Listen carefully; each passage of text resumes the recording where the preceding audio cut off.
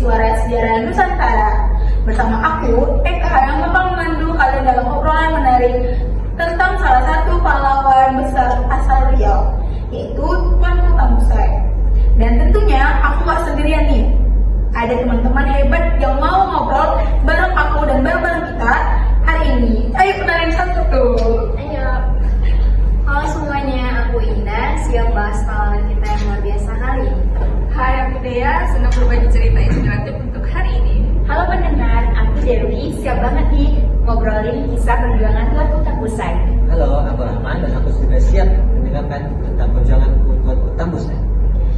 Nah, udah pernah nih teman-teman kita yang hebat. Say hi dulu sama teman-teman kita yang hebat. Hai. Nah,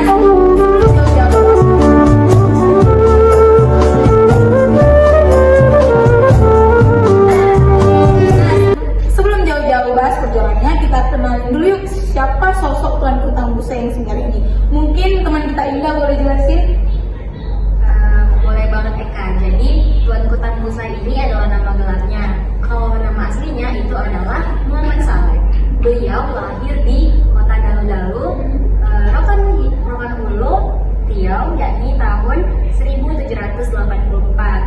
Nah, Tuanku Tambusai ini juga dikenal sebagai ulama, pemimpin sekaligus pejuang yang sangat berpengaruh di zamannya loh. Iya, dan sejak muda beliau ini udah dikenal cerdas dan tekun belajar agama. Beliau sempat menuntut ilmu ke Minangkabau yang waktu itu jadi pusat gerakan kaum PDRI. Awalnya gerakan itu fokus pada pengharuan Islam, tapi kemudian berubah jadi perlawanan terhadap penjajahan Belanda.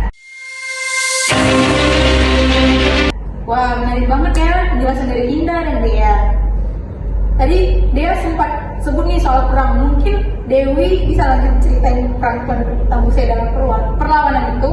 Oke, boleh banget nih Eka. Nah, jadi Tuanku Tambusai itu punya peran penting nih dalam perang Pagergeti, terutama di wilayah Sumatera Timur dan Riau. Nah, beliau ini memimpin rakyat melawan Belanda dari benteng Dalu-Dalu yang akhirnya jadi simbol perjuangan rakyat Riau. Benar banget tuh Dewi. Benteng Dalu-Dalu bahkan terkenal susah banget ditaklukkan oleh Belanda. Tuanku Tambusai dikenal sebagai pemimpin yang berani, cerdas dan sangat tegas. Beliau memimpin pasukan dengan semangat jihad dan keberanian yang luar biasa. Dan ada satu hal lagi yang bikin kagum loh, meskipun pada akhirnya benteng itu jatuh tahun 1838, Tuanku Tambusai ini nggak pernah tertangkap loh. Beliau mundur ke wilayah Sebak bernama Malaysia dan hidup di sana sampai akhir hayatnya.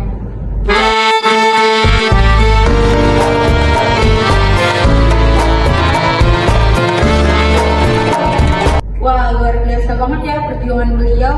Yang aku kagumi dari Tuanku Tambusai, beliau bukan hanya seorang pejuang, tapi juga seorang ulama yang menegaskan nilai-nilai Islam di tengah tekanan penjajahan.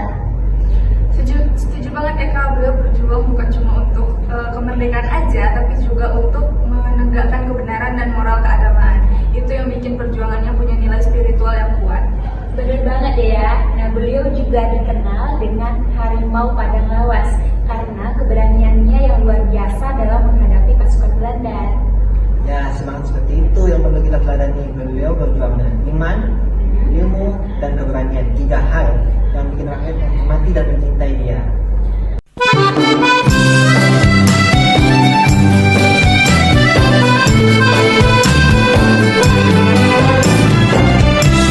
Nah, sekarang kita udah tahu nih perjuangan dan keteguhan beliau. Tapi aku penasaran, menurut kalian apa nilai-nilai perjuangan Tuanku Tambusai yang masih bisa kita terapkan di era sekarang? Atau di era modern sekarang ini? Kalau menurut aku sih itu pantang menyerah. Dalam hidup modern sekarang pun semangat untuk terus berjuang dan gak gampang putus asa itu penting banget. Iya betul sih. Kalau dari aku itu nilai keikhlasan dan pengertian.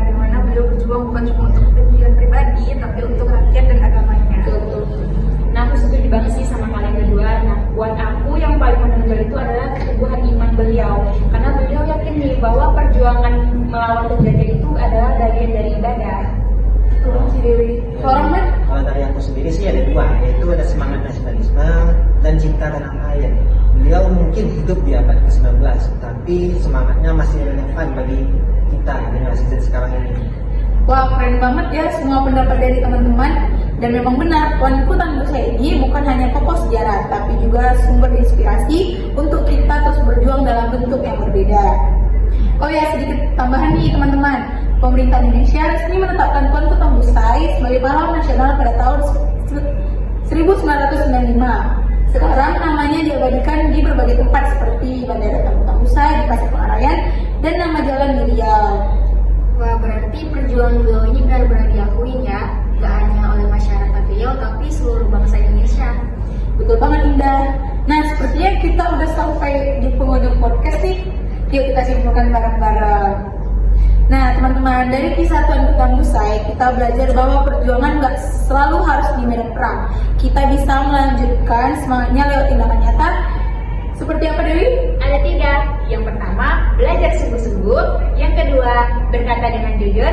Dan yang ketiga, yaitu mencintai tanah air kita. Nah, betul banget Dewi. Terima kasih buat Dewi dan teman-teman Indah, Dea, Oke, sama-sama Dewi juga dan ya, Rahman yang udah ikut diskusi seru hari ini. Dan juga terima kasih untuk kalian para pendengar setia yang udah nyimak episode kali ini. Sampai jumpa di episode berikutnya dari Suara Sejarah Nusantara. Tetap semangat, tetap cinta Indonesia, dan jangan lupa akan jasa para pahlawan kita. Dadah.